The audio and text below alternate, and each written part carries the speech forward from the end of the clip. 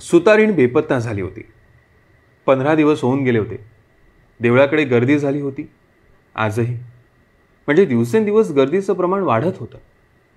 सुतारीण बेपत्ता झाली म्हणजे तिचं नक्की काय झालं हे कोणालाच कळत नव्हतं. खुद्द तात्यांनाही ते माहिती नव्हतं. लोकात वेगवेगळ्या अफवा उठत होत्या. कोणी म्हणत होतं ती अदृश्य झाली, कोणी म्हणत ती कुठेतरी निघून गेली, कोणी म्हणत ती वरच्या रानात आपल्याला दिसली, कोणी म्हणत कुठल्या तरी रानात घोर तपश्चर्या करते. वेगवेगळे तर्क लढवले जात होते, पण कुणाच्याही तर्कात काही विशेष तथ्य नव्हतं. प्रत्येक वेळी भाविकाला त्यातला प्रत्येक तर्क खरा वाटत होता. सुतारणीची आठवण निघताच प्रत्येक जण नम्र होत होता आणि तात्या महाराजांचा घोष होत होता. ते तर दीपमाळेखाली चौथऱ्यावर बसलेलेच असायचे. त्यांच्याही कीर्तीची कमान चढतच होती. लोक त्यांना विचारीत, देवीचं काय झालं? तात्या म्हणत, देवीचं काय होणार? जगन्मातेचं कधी काही होत असतं का?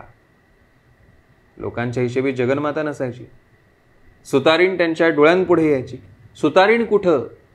सुताराच्या घरी. तात्या विनोद करायचे. लोक मोठमोठ्याने हसायचे आणि तात्या महाराजांचा घोष करायचे. तात्या उलट नमस्कार करायचे. पण लोकांची समजूत होती की तात्यांना सुतारीण कुठे आहे हे नक्की माहिती आहे. ते सांगत नाही. त्यांना देवीची परवानगी नव्हती. तात्याने ते कोडच पडून राहिलं होतं म्हणा की ही सुतारीण गेली कुठे, हिचं झालं काय.